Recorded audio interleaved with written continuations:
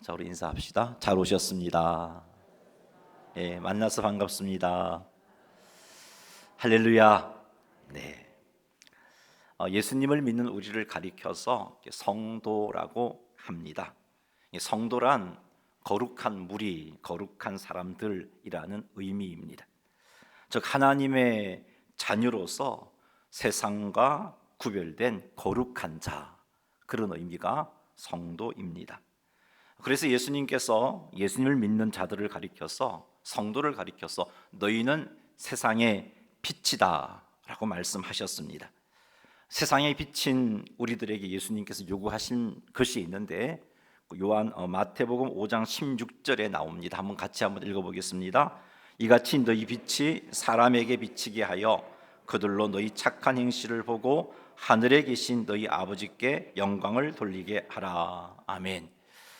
세상 사람들이 우리의 착한 행실을 보고 하늘에 계신 우리 아버지께 영광을 돌리게 하라고 우리 예수님께서 제자들에게, 성도들에게 명령하셨습니다. 우리의 착한 행실을 보고 세상 사람들이 우리 아버지께 영광을 돌리려면 우리의 착한 행실이 세상 사람들과는 구별된 것이어야 합니다. 세상 사람들이 다 할 수 있는 그런 것으로서는 하나님께 영광을 돌릴 수가 없습니다. 따라서 성도들은 세상 사람들과는 다르게 살아야 됩니다. 행동하는 것이 세상 사람들과 구별되어야 합니다. 이러한 삶을 통해서 세상 사람들에게 왜 예수 믿는 저들은 우리와 다르게 생각하고 우리와 다르게 행동하고 우리와 다르게 감정을 극복하며 나아갈 수 있을까 궁금하게 만들어야 되는 거죠. 그것을 통해서 저들은 하나님 때문에 그렇구나, 하나님을 믿기 때문에 그렇구나 하는 고백을 하게 만들어서 그들로 하여금 하나님을 볼 수 있게 해주어야 하고 그들에게 하나님의 영광을 보여주어야 합니다. 자, 그런데 세상 속에서 성도들이 세상 사람들과 구별되게 행동하는 것 쉽지만은 않습니다. 왜냐하면 세상 사람들과 구별되게 사는 것으로 인해서 성도들이 손해를 볼 수 있기 때문입니다. 하나님께서 기뻐하시지 않는 세상 가치관을 거부하고 따르지 않음으로 인해서 세상 속에서 손해를 볼 수 있습니다. 즉 세상 사람들로부터 조롱을 당할 수도 있고요, 또한 세상 사람들이 그런 우리를 이용할 수도 있습니다. 세상 가치관을 따르지 않음으로 인해서 우리를 왕따 시킬 수도 있습니다. 그래서 세상 속에서 구별되게 사는 게 쉽지만은 않습니다. 또 다른 이유는 우리의 감정이 따라주지 않을 때가 많기 때문입니다. 즉 우리의 감정은 용서가 되지 않은데 하나님은 용서하라고 하시고, 우리는 미움 감정이 있는데 그런 상황 가운데서 미움 감정을 표출하면 세상과 다를 바가 없지 않습니까? 우리에게 정말 용서하지 못할 상황이고 미움 감정이 있지만 하나님의 은혜로 그것을 극복해서 세상 사람들과는 다르게 오히려 내게 상처 준 이들을 이해하고 품어주고 축복해 줄 수 있는 그런 삶을 살아야 하기 때문에 세상 속에서 구별되게 사는 게 쉽지 않습니다. 이런 것을 다 극복하고 세상과 구별된 삶을 살려면 어떻게 해야 하겠습니까? 오늘 본문에 나오는 다윗의 행동은 세상과 구별된 선행입니다. 오늘 이 시간 다윗이 이렇게 구별된 선행, 세상과 구별된 행동을 할 수 있었던 근본적인 힘이 무엇인지를 생각해 보겠습니다. 그래서 우리도 다윗처럼 하나님께서 원하시는 성도의 삶, 세상 속에서, 직장 안에서, 여러분이 속한 공동체 안에서 예수 믿기 때문에 예수 믿지 않는 우리들과 너무나 다른 삶, 그런 삶을 살고 있다고 고백하게 만드는 우리들이 되기 위해서 이 말씀을 살피고 나아가 그런 삶을 살게 되시기를 주님의 이름으로 축원합니다. 다윗은 온 이스라엘을 통치하는 왕이 되었습니다. 하나님의 은혜를 힘입어서 온 이스라엘을 통치하게 되었습니다. 다윗은 아람과 모압과 암몬과 블레셋과 아말렉과 에돔을 정복했습니다. 그로 인하여서 이스라엘이 외부의 적으로 침략당하는 것으로 인해서 어려움을 겪게 되는 그런 일들을 다 미리 해결해 버렸던 거죠. 이스라엘의 국방력이 아주 강하여졌습니다. 자, 이때 다윗이 사울의 집에 남은 사람이 있는지 찾아보도록 명령하고 있습니다. 사무엘하 9장 1절 말씀 읽어보겠습니다. 다윗이 이르되 사울의 집에 아직도 남은 사람이 있느냐? 내가 요나단으로 말미암아 그 사람에게 은총을 베풀리라 하니라. 아멘. 다윗은 요나단으로 말미암아 사울의 집에 남은 사람에게 은총을 베풀겠다며 수소문하여 사울의 집에 남은 자들을 찾게 했습니다. 수소문 끝에 사울의 집에 종을 찾았습니다. 그 사람의 이름이 시바입니다. 다윗은 사울의 집의 종인 시바를 궁글로 불렀습니다. 2절 한번 읽어보죠. 사울의 집에는 종 한 사람이 있으니 그의 이름은 시바라. 그를 다윗 앞으로 부르매 왕이 그에게 말하되 내가 시바냐 하니 이르되 당신의 종이니이다 하니라. 아멘.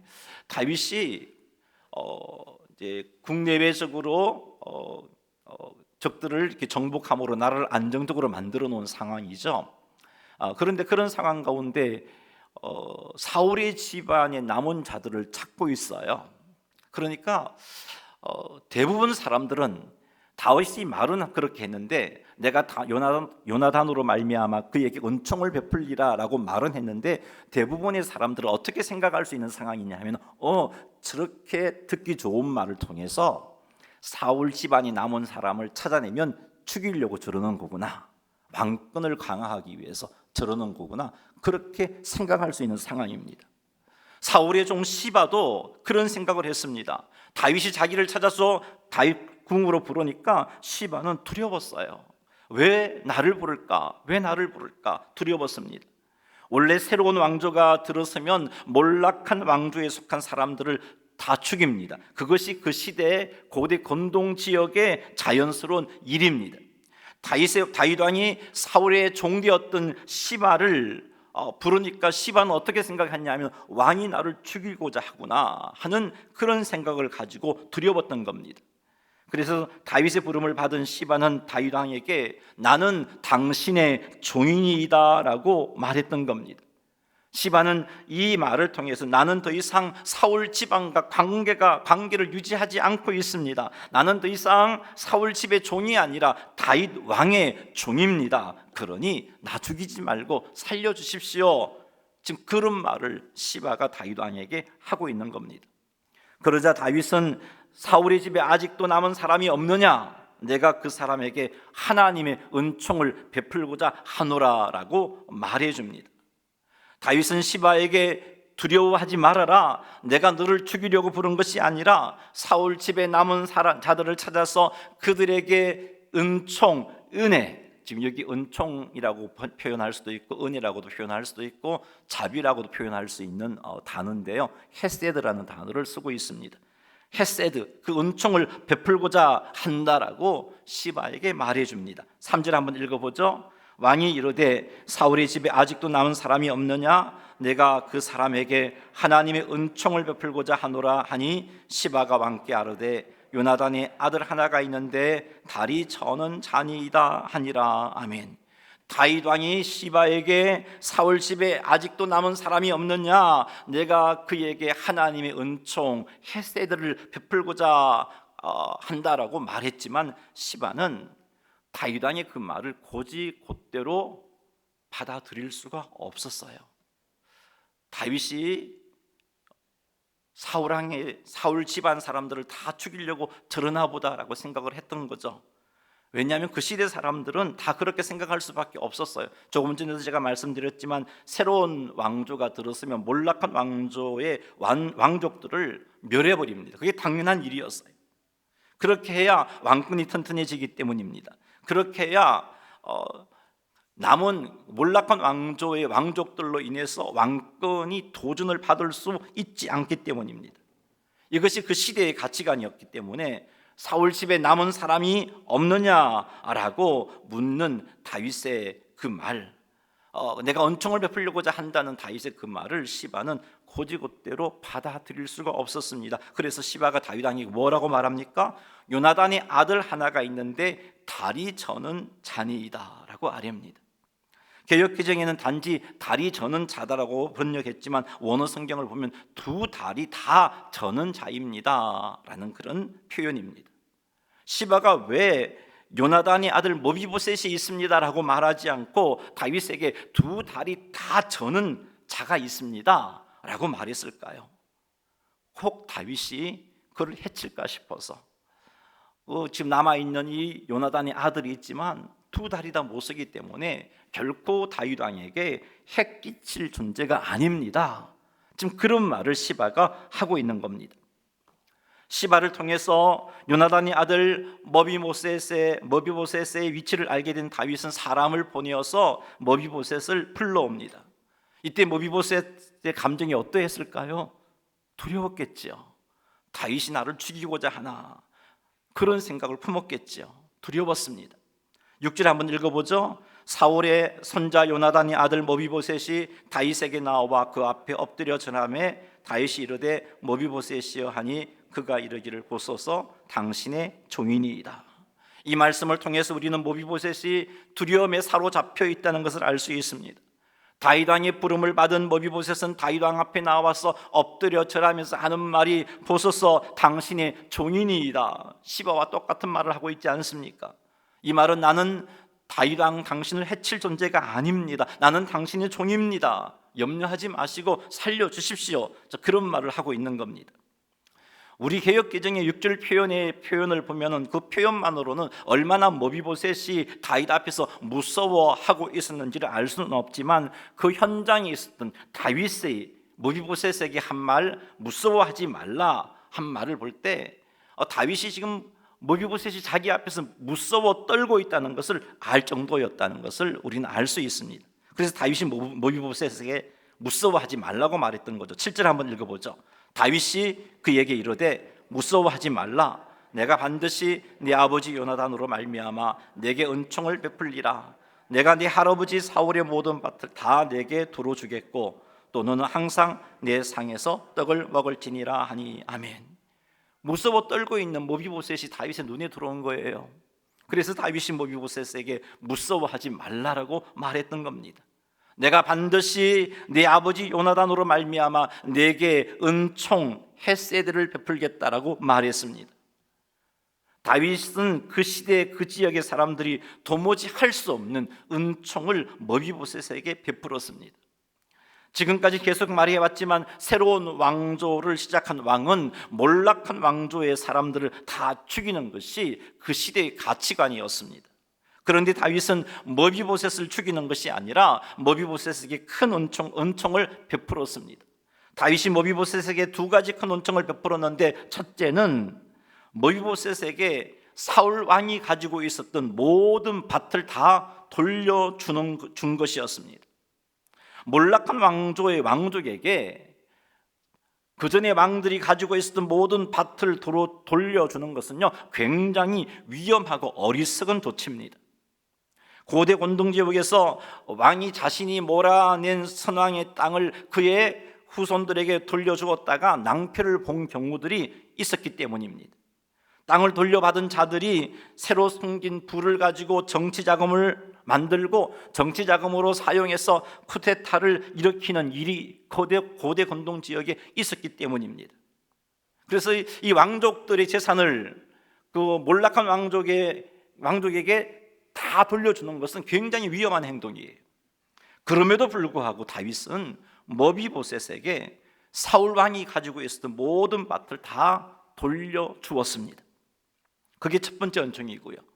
두 번째 은총은 머비보셋으로 하여금 항상 다윗의 상에서 떡을 먹게 했던 것이죠. 다윗에게 이렇게 떡을 먹도록 한 것은 머비보셋을 다윗이 내 아들처럼 너를 대하겠다 그런 말이에요. 왕자처럼 대하겠다는 겁니다. 머비보셋을 왕자처럼 대해서 다윗의 식탁에 참여해서 궁궐에서 지나게 하겠다는 그런 말이에요. 어찌하여 다윗이 이런 은총을 머비보셋에게 베풀 수 있었을까요? 머비보셋은 다윗을 죽이려고 했던 원수 사울의 손자인데 어찌 이런 은총을 베풀 수 있었을까요? 원수 집안에 대한 마음 미움과 보복의 감정은 다윗에게 없는 것일까요? 어쩌면 머비보셋이 힘을 길러서 다윗을 대적할 수도 있는데 어찌하여 머비보셋에게 사울 왕이 가졌던 모든 밭을 돌려주고 머비보셋을 왕자 중에 한 사람처럼 다윗과 함께 거하게 했을까요? 어찌하여 다윗은 그 시대 사람들과는 다른 구별된 이런 행동을 할 수 있을까요? 우리 오늘 그것을 한번 생각해 봅시다. 그래서 우리도 우리의 삶 속에서 우리 시대 사람들이 도무지 행할 수 없는 그런 일들을 해야겠어요. 우리는 성도니까, 우리는 세상의 빛이니까, 세상에 비친 우리에게 예수님께서 너희 착한 행실로 너희 하나님 아버지께 영광을 돌리게 하라고 말씀하셨는데 이 말씀을 이루어야 하지 않겠습니까? 다윗을 통해서 다윗이 그렇게 구별된 행동을 할 수 있는 힘의 근원이 무엇일까를 찾아보고 그것을 가지고 우리도 우리의 삶 가운데 세상 속에서 구별되게 살게 되기를 주님의 이름으로 축원합니다. 다윗이 세상과 구별된 이런 행동을 할 수 있었던 것은 다윗이 하나님을 경외하는 자였기 때문입니다. 다윗은 요나단과 언약을 맺었어요. 하나님의 이름으로 맹세를 했습니다. 다윗이 요나단과 한 맹세의 내용이 사무엘상 20장 14절 15절에 나옵니다. 한번 읽어보죠. 너는 내가 사는 날 동안에 여호와의 인자하심을 내게 베풀어서 나를 죽지 않게 할 뿐 아니라 여호와께서 너 다윗의 대적들을 지면에서 다 끊어버리신 때에도 너는 내 인자함을 내 집에서 영원히 끊어버리지 말라 하고. 아멘. 사무엘상 20장 14절 15절에 나타난 다윗과 요나단이 맺은 언약의 내용이 이것입니다. 그것도 여호와의 이름으로 맹세했어요. 첫 번째 내용은요, 다윗은 요나단이 살 동안에 여호와의 인자하심을 베풀어서, 즉 헤세드를 베풀어서 요나단을 죽지 않게 하겠다라고 맹세했습니다. 두 번째 맹세는요, 여호와께서 다윗의 대적을 지면에서 다 끊어버리신 때에 다윗의 인자함, 여기도 헤세드라는 단어를 쓰고 있어요. 인자함을 요나단의 집에서 영원히 끊어버리지 않겠다. 요나단의 집안의 사람들에게 헤세드, 은총, 은혜, 자비를 베풀겠다는 겁니다. 다윗은 요나단에게 인자적 헤세드를 베풀겠다고 여호와의 이름으로 맹세하며 약속을 했던 것이죠. 다윗은 여호와의 이름으로 맹세한 이 약속을 지키고자 머비보셋에게 그 시대 사람으로서는 도무지 할 수 없는 은총을 머비보셋에게 베풀었던 겁니다. 개역 개정 성경은 은총이라고 번역했지만 다윗은 지금 헤세드라는 단어를 계속해서 지금 반복하고 있는 이유가 있어요. 왜 그런 헤세드라는 단어를 쓰고 있냐면 다윗과 요나단이 헤세드를 베풀겠다고 맹세했기 때문에, 그 맹세를 기억하고서 요나단의 남은 사람들에게 이 헤세드, 맹세한 은총을 베풀겠다고 이 단어를 쓰고 있는 겁니다. 다윗은 요나단의 자손에게 헤세드를 베풀겠다고 요나단과 약속한 것을 지키고자 그 시대의 사람이 도무지 할 수 없는 일, 즉 머비보셋에게 사울 왕이 가지고 있던 모든 밭을 다 돌려주었고 머비보셋을 왕자 중 하나같이 대우해 주었던 겁니다. 사실 다윗의 이런 행동은 다윗의 왕권에 큰 부담이 될 수 있는 행동입니다. 머비보셋이 정치 자금을 마련해서 자신의 추종자들을 모아서 쿠데타를 일으킬 수 있는 가능성이 있는 그런 가능성을 주는 행동입니다. 만일 다윗에게 하나님을 경외함이 없었다면 자신에게 부담이 되는 이런 일을 하지 않았을 겁니다. 그냥 그 시대 사람들이 하는 대로 따라갔을 거예요. 자신에게 해가 되는 일을 하지 않았을 것입니다. 사울의 자손을 찾지 않아도 누구 하나 다윗에게 손가락질하는 자가 없었을 것입니다. 심지어 머비보셋을 찾아서 죽인다 할지라도 사람들은 그렇지, 이제 다윗이 새롭게 왕이 되었으니까 나라를 튼튼히 하고 왕권을 확립하려면 그럴 수밖에 없지, 이해받을 수 있는 행동이란 말이에요, 그 시대 사람들에게는. 하지만 다윗은 요나단과 요나단의 집안 사람들에게 헤세드를 베풀겠다고 여호와의 이름으로 맹세했단 말이에요. 사람들은 아무도 모르지만, 요나단과 단둘이 한 맹세지만 그래서 요나단은 죽고 없기 때문에 다윗이 아무것도 하지 않아도 왜 당신은 맹세를 지키지 않습니까? 라고 지적할 사람이 없는 상황임에도 불구하고 하나님의 이름으로 맹세했기 때문에, 하나님이 알고 계시기 때문에, 그 일이 부담스럽고 그 일이 자기의 왕권을 위태할 수 있는 행동이었음에도 불구하고 다윗은 세상 사람이 할 수 없는 구별된 행동을 했던 겁니다. 왜요? 하나님을 경외하는 사람이었기 때문에. 하나님의 이름으로 맹세한 것을 깨는 것은 하나님의 이름을 망령되게 하는 것이고, 그것은 하나님께 죄를 짓는 것입니다. 하나님을 경외하는 자 다윗은 결코 이런 행동을 할 수가 없었던 것이죠. 그래서 다윗은 머비보셋에게 은총을 베풀었던 것입니다. 사랑하는 성도 여러분, 우리가 세상 속에서 성도답게 살아야 하잖아요. 세상 속에서 세상 사람들과 다른 구별된 삶을 살아야 하잖아요. 그런 삶을 살려면 하나님을 경외해야 합니다.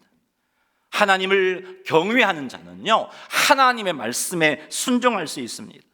하나님을 경외하는 자는 하나님께서 기뻐하시는 일을 하게 되어 있습니다.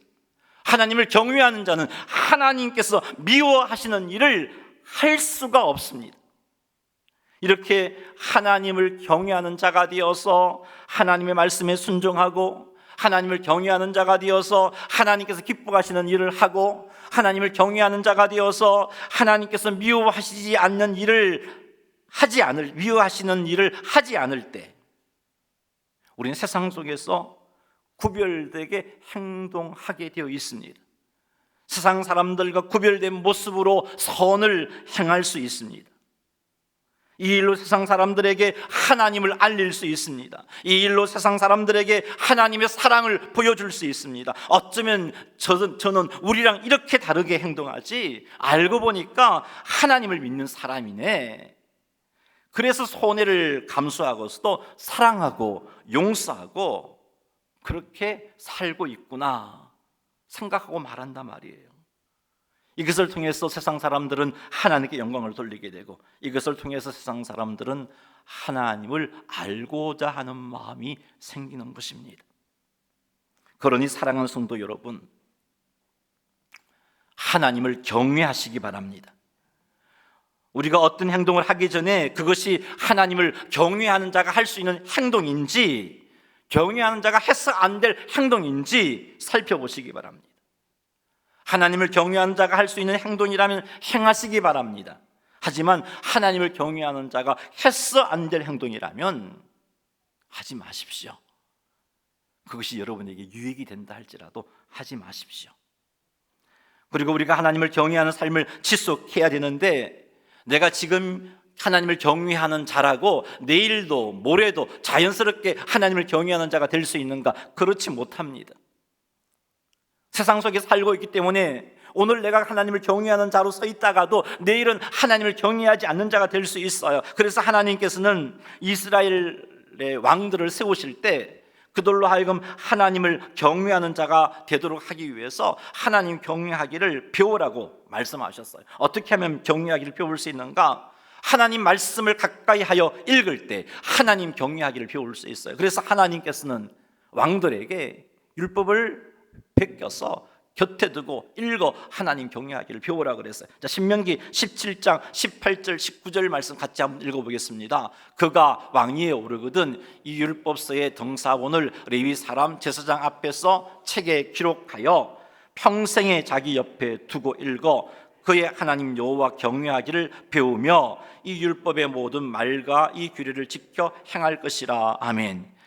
평생에 자기 옆에 두고 읽어 하나님, 그의 하나님 여호와 경외하기를 배우며 라고 말씀하고 있습니다. 율법, 즉 하나님의 말씀을 자기 옆에 두고 읽게 되면 하나님 경외하기를 배우게 된다라고 이 말씀이 말씀해 주고 있어요. 그러니 사랑하는 성도 여러분, 우리가 하나님을 경외하는 자가 되어서 경외하기 때문에 순종하고, 경외하기 때문에 구별되게 살고, 경외하기 때문에 하나님께서 기뻐하시는 삶을 살려면 경외하는 자가 하나님을 경외하는 경외심을 계속해서 유지해야 되겠죠. 그렇게 하려면 하나님의 말씀을 가까이 하셔야 돼요. 말씀을 가까이 하여 하나님을 배워가야 됩니다. 말씀을 가까이 하여 하나님을 알게 될 때 우리는 하나님을 경외하게 되는 거예요. 그러니 하나님의 말씀을 가까이 하셔서 하나님을 경외하기를 배우시고, 나아가 하나님을 경외함으로 세상 속에서 구별되게 살아가시는 성도님들이 다 되시기를 주님의 이름으로 축원합니다. 다윗이 세상과 구별된 행동을 할 수 있었던 또 다른 이유는 하나님의 주권을 인정하였기 때문입니다. 하나님의 주권을 인정했다는 것은 하나님께서 다윗의 삶을 섭리하시고 다윗에게 일어난 모든 일이 하나님의 선하신 뜻 안에서 일어난다는 것을 믿었다는 거예요. 이런 믿음이 있었기 때문에 다윗은 구별되게 살 수밖에 없었어요. 압살롬의 반역으로 다윗이 피신할 때였습니다. 베냐민 지파 사람, 즉 베냐민 지파는 어떤 지파냐면 사울 왕의 지파잖아요. 베냐민 지파 사람 시므이가 다윗을 저주했어요. 왜요? 다윗이 우리 지파 사울 왕의 왕권을 뺏어갔다고 생각했기 때문이에요. 이때가 다윗의 노년기잖아요. 많은 시간이 지났어요. 다윗이 예루살렘에서 33년을 통치했으니까 총 40년을 통치했는데 많은 시간이 흘러갔단 말이에요. 근데 그 시므이가 압살롬의 반역으로 다윗이 피신해 가는 것을 보고 다윗을 향하여 돌을 던지며 저주했습니다. 이것을 보고 스루아의 아들 아비새가 다윗에게 말합니다. 내가 가서 저 시므이를 죽이겠습니다. 나를 보내소서라고 다윗에게 말하자 다윗이 사무엘하 16장 10절과 같이 말씀합니다. 한번 읽어보죠. 왕이 이르되 스루아의 아들들아, 내가 너희와 무슨 상관이 있느냐? 그가 저주하는 것은 여호와께서 그에게 다윗을 저주하라 하심이니 내가 어찌 그리하였느냐 할 자가 누구겠느냐 하고. 아멘. 자, 이 말씀을 읽어보면 다윗은 시므이가 다윗을 저주하는 저 행동이 하나님께서 시므이를 통해서 다윗에게 저주하라고 하셨다라고 고백하고 있잖아요. 다윗의 이 고백은 하나님의 주권을 인정하는 태도입니다. 하나님이 시므이를 통해서 나에게 돌을 던지고 저주하게 하셨다. 이것을 통해서 하나님은 나로 하여금 내 삶을 돌아보게 하시는 거고, 이것을 통해서 하나님은 나에게 뭔가 좋은 것 주시고자 하는 거고, 이런 믿음이 있었던 거죠. 그래서 주권을 인정하는 태도가 있었던 거예요. 다윗에게 이렇게 하나님의 주권을 인정하는 믿음이 있었기 때문에 사울 왕이 자신을 죽이려고 한 것도 하나님의 선하신 섭리 가운데 일어난 일이구나 하는 것을 다윗은 알 수 있었던 것이죠. 하나님의 선하신 섭리 안에서 일어난 일이었기에 사울 왕이 다윗을 죽이고자 했지만 사울 왕을 향한 상한 감정이 다윗의 마음에 자리 잡지 않을 수가 있었던 겁니다. 하나님이 하게 하신 일이다. 그래서 다윗은 사울의 후손들에 대해서 은총을 베풀고자 했던 겁니다. 사실 사울 왕이 다윗에게 한 행동은 용서받기 힘든 행동이에요. 다윗이 잘못한 것이 아무것도 없잖아요. 다윗은 사울 왕에게 아무런 잘못도 하지 않았지만 사울 왕은 다윗을 죽이고자 했잖아요. 다윗은 객관적으로 평가하면 사울 왕에게 충신이었습니다. 사울 왕이 맡긴 사명은 생명 다해서 충성했던 인물이 다윗입니다. 그런데 사울 왕이 시기함으로 인해서 다윗을 미워했고 마침내 다윗을 죽이고자 했던 겁니다. 사울 왕 때문에 다윗은 떠돌이 신세가 되어야 했고, 사울 왕 때문에 다윗은 목숨을 잃을까 두려워해야 했고, 사울 왕 때문에 다윗은 다른 나라로 망명할 수밖에 없었던 것입니다. 뿐만 아니라 다윗이 사울 왕을 죽일 수 있는 기회가 있었음에도 불구하고 다윗은 사울 왕을 죽이지 않고 살려줍니다. 그럼에도 불구하고 사울 왕은 여전히 다윗을 죽이고자 했잖아요. 용서가 되겠어요? 이것이 용서될 수 없는 상황입니다. 이런 사울에 대해서 다윗이 미워하는 감정을 가진다면 당연하다고 생각할 수 있는 거잖아요. 자신의 왕권을 강화하기 위해서 자신을 죽이고자 했던 사울 집안의 사람들을 다 멸해버리는 것 당연한 일이라고 생각할 수 있습니다. 그런데 다윗에게는 사울에 대한 용서하지 못하는 상한 감정이 없었습니다. 왜냐하면 이 모든 것이 하나님의 주권적인 섭리라고 다윗은 믿었기 때문이에요. 하나님께서 사울로 하여금 다윗을 미워하게 하셨다는 것을 믿었습니다. 물론 이 일이 다윗에게 필요한 일이었고 이 일이 다윗에게 유익을 주기 위한 하나님의 손길인 것도 다윗은 믿었습니다. 이런 믿음이 있었기 때문에 사울에 대한 용서하지 못하는 감정이 없었고, 나아가 세상 사람들이 행할 수 없는 일, 사울의 손자 머비보셋에게 은총을 베풀 수 있었던 것입니다. 사랑하는 성도 여러분, 세상 속에서 구별된 삶을 살려면 하나님의 주권을 인정해야 됩니다.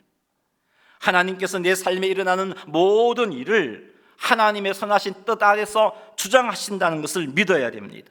내게 일어난 사건 사고에 대해서도 하나님의 선하신 뜻 안에서 하나님께서 주장하신 일임을 믿어야 합니다.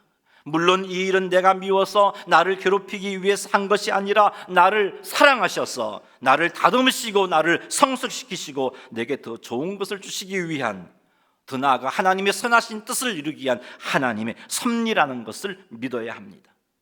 누군가가 나를 괴롭히고 내게 손해를 끼치고 내게 해를 끼쳤다 할지라도 이 일이 하나님의 선하신 섭리 안에서 하나님께서 허락하신 일임을 믿어야 합니다. 이 일 역시 나를 괴롭히기 위한 것이 아니라 나를 사랑하셔서 나를 다듬으시고 나를 성숙시키시고 내게 더 좋은 것을 주시고자 하시는 하나님의 손길임을 믿어야 합니다.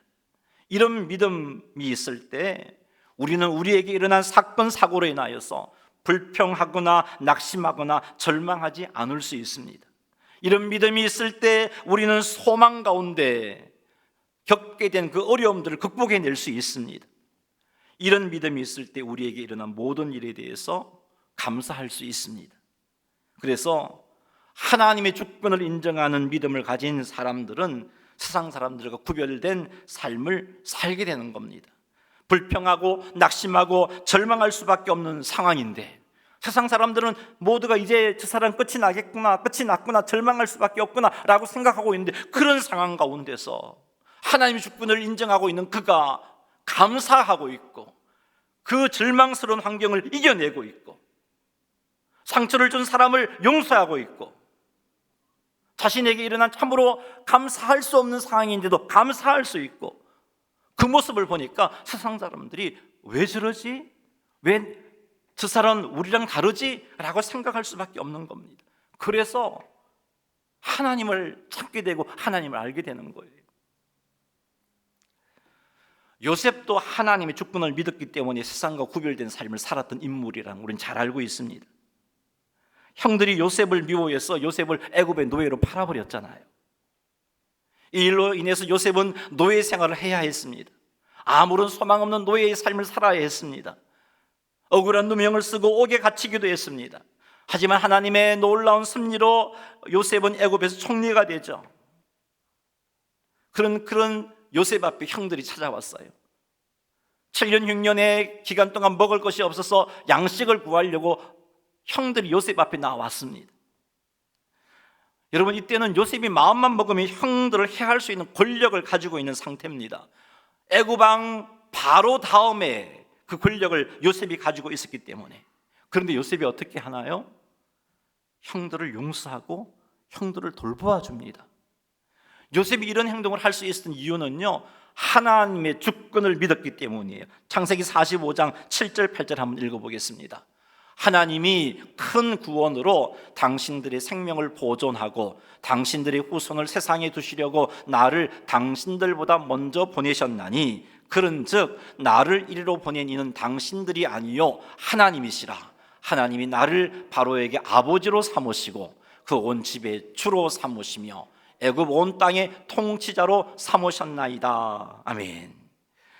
요셉은 애굽으로 요셉을 보내신 이가 형들이 아니라 하나님이다라고 고백하고 있어요. 요셉이 이런 고백을 하고 있는 것을 볼 때 그는 하나님의 주권을 인정하는 사람이다 하는 것을 알 수 있습니다. 이렇게 하나님의 주권을 인정했기에 요셉은 형들을 용서할 수 있었고 형들을 돌보아주는 삶을 살아갈 수 있었어요. 이건 세상 사람들이 할 수 없는 일이잖아요. 구별된 삶을 살아갈 수 있었어요. 사랑하는 성도 여러분, 우리 세상 속에서 구별되게 살아야 할 세상의 빛입니다. 그런 삶을 살려면 하나님의 주권을 인정해야 합니다. 하나님께서 내 삶에 일어나는 모든 일들을 선하게 인도하고 계심을 믿어야 돼요. 내게 일어난 사건, 사고에 대해서도 하나님의 선하신 뜻 안에서 하나님께서 주장하신 일임을 믿어야 돼요. 누군가가 나를 괴롭히고 내게 손해를 끼치고 내게 해를 끼친다 할지라도 이 일 역시 하나님의 선하신 섭리 안에서 하나님께서 허락하신 일임을 믿어야 합니다. 이런 믿음을 가지게 될 때 우리는 세상 속에서 구별되게 살아갑니다. 구별되게 살아갈 수 있어요. 말씀을 맺겠습니다. 세상 속에서 구별된 삶을 살기를 원한다면 하나님을 경외하는 자가 되어야 합니다. 하나님을 경외하는 자가 되면 하나님 말씀에 순종하게 되고 하나님께서 기뻐하시는 일을 하게 되고 하나님께서 미워하시는 일을 하지 않게 됩니다. 그리하여 세상 속에서 구별된 삶을 살게 되는 것이죠. 세상의 빛이 되어서 우리의 선한 행실로 하나님을 영화롭게 할 수 있습니다. 그러니 사랑하는 성도 여러분, 하나님을 경외하는 자가 되시기를 주님의 이름으로 축원합니다. 하나님을 경외하는 자가 되기 위해서 날마다 하나님의 말씀을 가까이 하시는 여러분 되시기를 주님의 이름으로 축복합니다. 세상 속에서 구별된 삶을 살기를 원한다면 두 번째, 하나님의 주권을 인정해야 합니다. 내게 일어난 모든 일이 하나님의 주권적 섭리 안에서 일어난 일임을 믿어야 합니다. 내게 일어난 사건, 사고 역시 하나님의 섭리 안에서 일어난 일임을 믿어야 됩니다. 누군가가 나를 힘들게 하고 누군가가 내게 상처를 주었을 때 이 역시 하나님의 섭리 안에서 일어난 일을 믿어야 됩니다. 이와 같이 하나님의 주권을 인정할 때 우리는 내게 상처 준 사람을 용서할 수 있습니다. 나를 힘들게 한 사람을 용서하고 오히려 그가 어려움에 처했을 때 도움을 줄 수 있습니다. 힘들고 어려운 일을 당하여도 낭망하지 않을 수가 있고 오히려 감사할 수 있습니다. 소망 가운데 인내하여 승리하는 자가 되어질 수 있습니다. 그래서 세상 사람들과 구별된 삶을 살게 되는 것입니다. 그러니 사랑하는 성도 여러분, 하나님의 주권을 믿으십시다. 하나님께서 당신의 선하신 뜻을 이루시기 위해서 우리의 삶을 다스리시고 계심을 믿으십시다. 내게 일어난 힘든 일, 아픈 일, 상처받는 일, 이 모든 것이 하나님의 섭리 안에서 일어난 일인 줄 믿고 불평하지 말고 낙심하지 말고 절망하지 말고 이 모든 것을 합력하여 선을 이루신다는 소망 가지고 소망 가운데 승리하는 자가 되시기 바랍니다. 이렇게 하여 세상 사람들이 흉내낼 수 없는 그런 구별된 삶을 살고 그렇게 하나님께 영광 돌려드리시기를 주님의 이름으로 축복합니다. 자, 이런 삶을 사는 자에게 하나님이 복을 주시잖아요. 요셉이 그런 삶을 살았는데 하나님이 얼마나 요셉을 높이셨어요. 다윗이 그런 삶을 살았는데 다윗을 끝까지 책임져 주셨잖아요. 하나님 다윗에 대해서 내 마음에 합한 자다라고 인정해 주시고 복을 주셨어요. 우리 이런 삶을 살아서 하나님께서 기뻐하시는 자가 되시고 그래서 하나님 부어주시는 요셉이 받았던 그 은혜와 복, 다윗이 받았던 그 은혜와 복, 놀라운 사랑과 은혜를 받아서 더 풍성하게 세상 속에서 구별되게 살아가시는 성도님들이 다 되시기를 주님의 이름으로 축원합니다. 할렐루야. 우리 기도하십시다. 하나님, 세상의 빛으로 우리를 세워주셨는데 그렇게 사는 게 참 쉽지 않았습니다. 하지만 오늘 말씀을 보니까 하나님의 주권을 인정한다면 그렇게 살 수 있음을 깨달았습니다. 하나님을 경외한다면 그렇게 살 수 있음을 깨달았습니다. 하나님, 내가 하나님을 경외하는 자가 되게 하시고 나도 요셉과 다윗처럼 하나님의 주권을 인정하는 자가 되게 하옵소서. 그래서 세상 속에서 구별되게 살게 하옵소서. 우리 이 제목 가지고 주의 이름 한번 부르며 기도하시겠습니다. 주여, 하나님 아버지, 세상의 빛으로서 우리는 우리의 착한 행실로 세상 사람들에게 보여주어서 그들로 하나님을 영화롭게 하는 그런 삶을 살아야 할 사명을 가지고 있습니다. 하지만 하나님, 우리가 세상 속에서 구별되게 살기가 힘이 듭니다. 구별되게 살려니까 손해도 당하고, 구별되게 살려니까 이용도 당하고, 구별되게 살려니까 내 감정이 따라주지 않습니다. 미웃고 참 용서가 되지 않는데 어떻게 구별되게 살 수 있습니까? 하나님 불평과 원망이 나오는데 어떻게 감사할 수 있습니까? 하지만 하나님 아버지, 이 모든 것을 극복할 수 있는 길은, 첫째는 하나님을 경외하는 자가 되는 것이고, 두 번째는 하나님 아버지, 하나님의 주권을 인정하는 자가 되는 것입니다. 아버지, 우리가 하나님의 주권을 인정하고 하나님을 경외하는 자가 되어지게 도와주옵소서. 하나님이 오늘도 살아계셔서 우리의 삶을 다스리시고 주관하시되 그 모든 것을 통해서 선을 이루시고 우리를 행복하게 하신다는 믿음을 가질 수 있도록 도와주시옵소서. 늘 말씀을 가까이 함으로 하나님 경외하기를 배워서 하나님 경외하는 자가 되게 하옵소서. 예수님의 이름으로 기도드리옵나이다. 아멘.